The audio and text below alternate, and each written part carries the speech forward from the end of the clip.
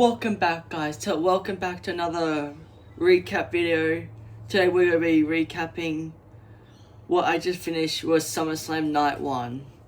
This was a pretty good SummerSlam.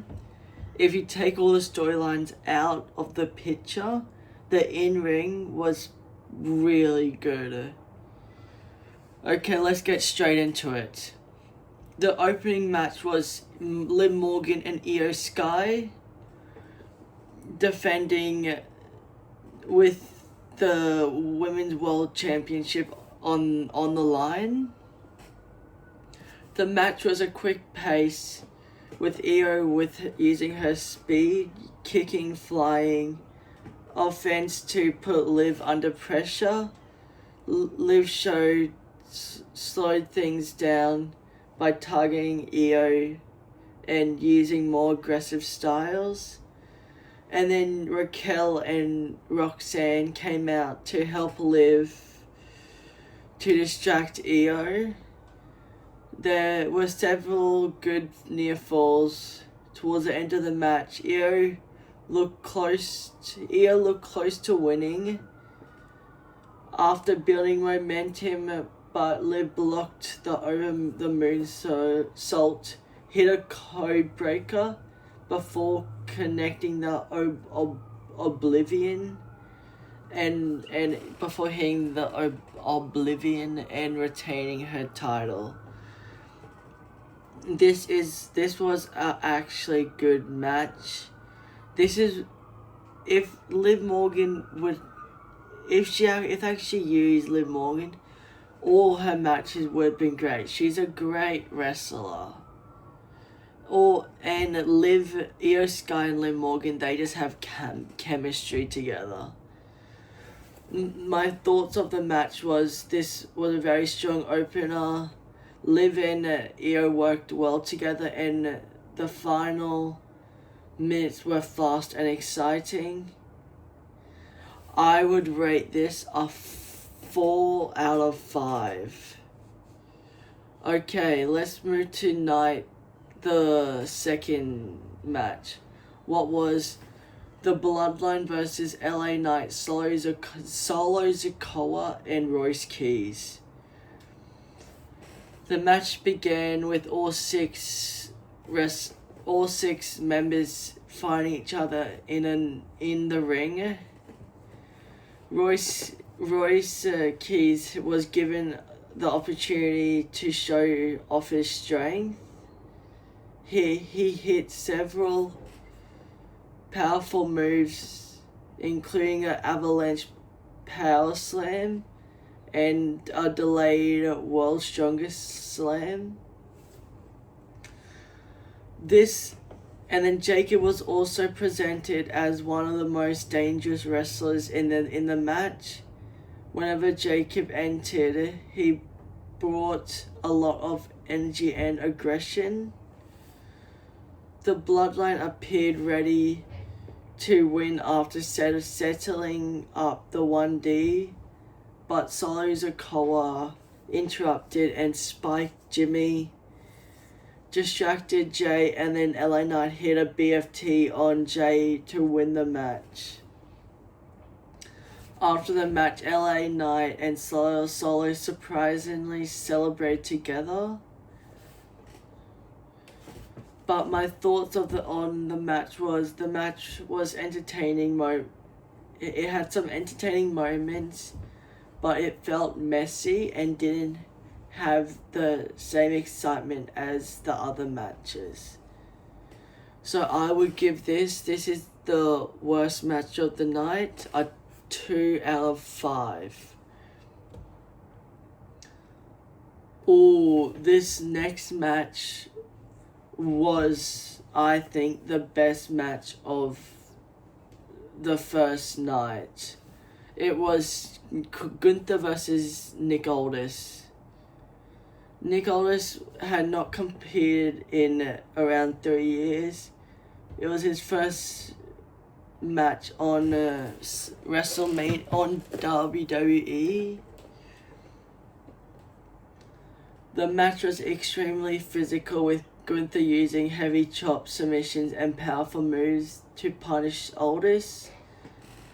Aldous showed that he could match Gunther's strength.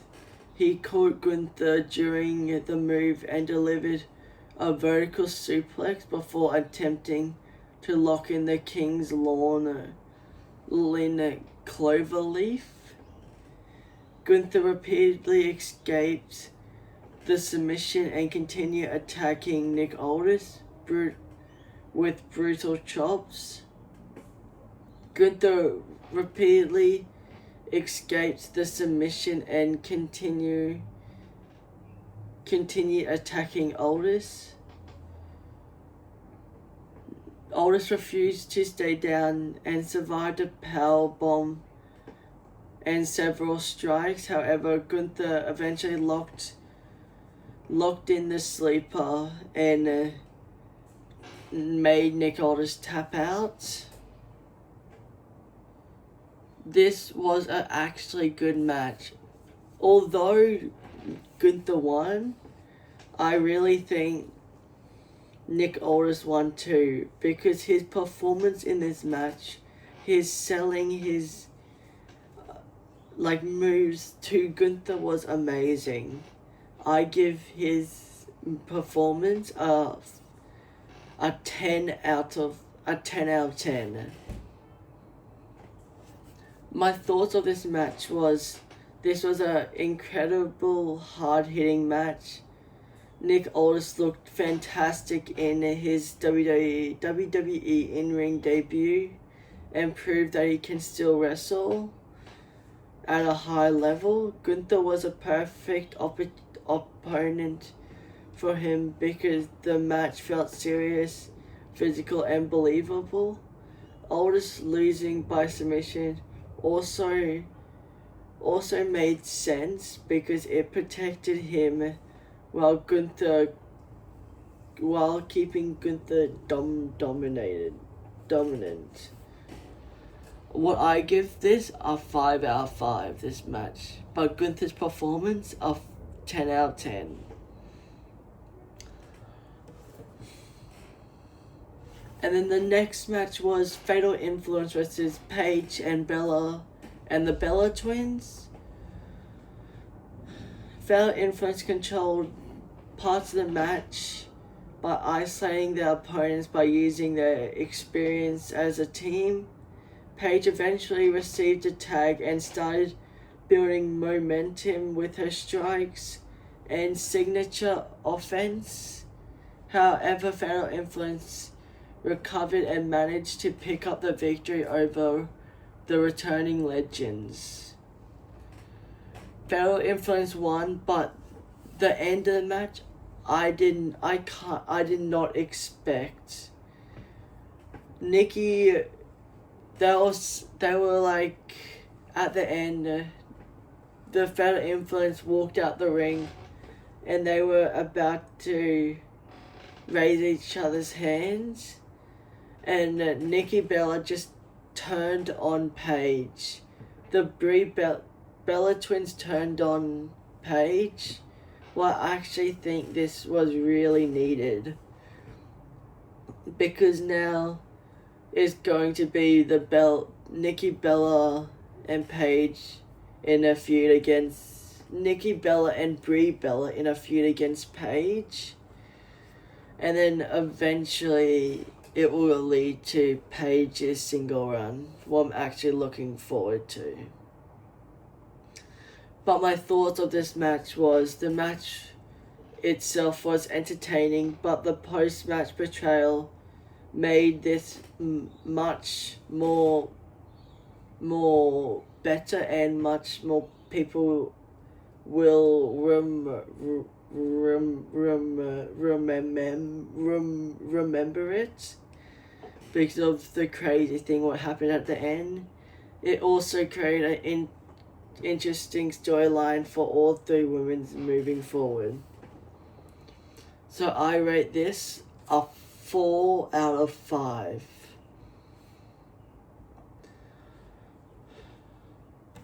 Okay, this was this was the second last match. CM Punk versus Cody Rhodes with the Undisputed Championship on the line.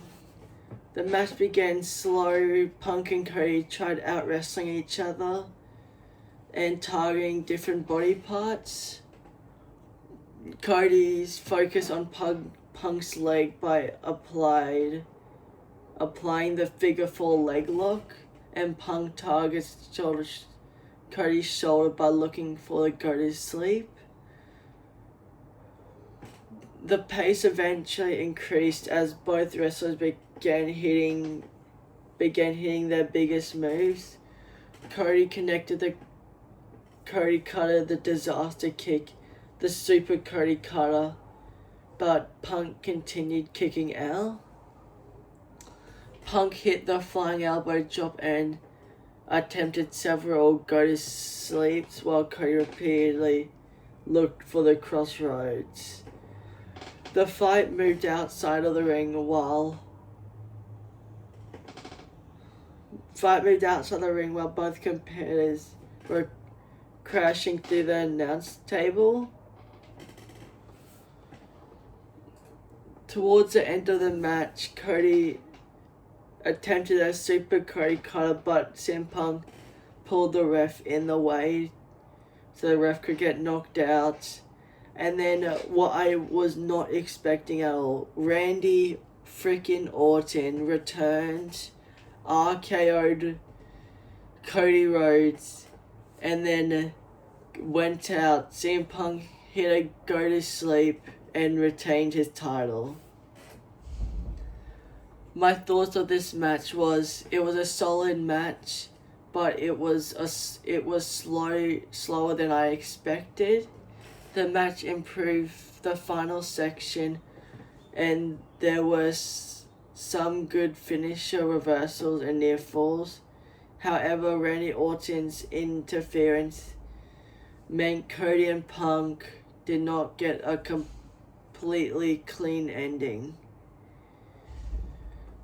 So, but I liked it. Hopefully, it might lead to CM Punk versus Randy Orton, and Randy Orton wins, and then Randy Orton's holding the title, and then it's Randy Orton versus Cody Rhodes, and Randy Orton retains too. But this match, I will rate it 3 out of 5. Second worst match. And then the main event, Brock Lesnar and Oba Femi in Hell in a Cell. The two powerhouses immediately started fighting. Oba brought out a table in the match and sent Brock crashing through it. Brock recovered and began attacking Oba Femi with German suplexes, steel chairs, and steps. Lesnar suplexed Oba onto 2 steel chairs, and then and what was a great thing, when Oba did a fall from grace first, Brock kicked out, and then as he was getting out of the pin, Brock did the Undertaker where he just sits up instantly. So, paying it respects to the Undertaker was pretty cool. And then Lesnar started to rip open the canvas to expose the wooden boards underneath. Lesnar was going for F5, but then reversed and then turned it into a tombstone pile driver onto the exposed boards. But Oba Femi somehow kicked out. Brock followed that with 3 F5s, but Oba kicked out again. And Oba eventually recovered, hit Brock with the fall from grace, and won the match. I think this is the ending of the Oben Brock storyline. But my thoughts of this match was, this was easily the match of the night. It was brutal, physical, and it felt like a general battle between two monsters, but there was no blood. I thought if it was in the trails of ESPN, it wasn't gonna have blood, but since it was in the main event, it should have had blood. It deserved blood, but yeah, it. And then at the end, Oba came in, kind of said well done to Obafemi, and then kind of did a bit of a retirement thing, and said, "This, I'm the past, Oba's now the future." This whole thing, 5 out of 5, definitely, easily 5 out of 5.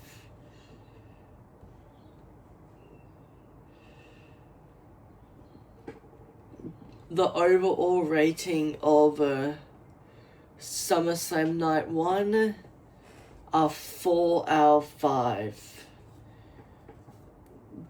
That is it for this video. Please put a comment in the section below. Like and subscribe. I'll be uploading Night 2 tomorrow. Please keep updated. Other than that, I'm out. Peace.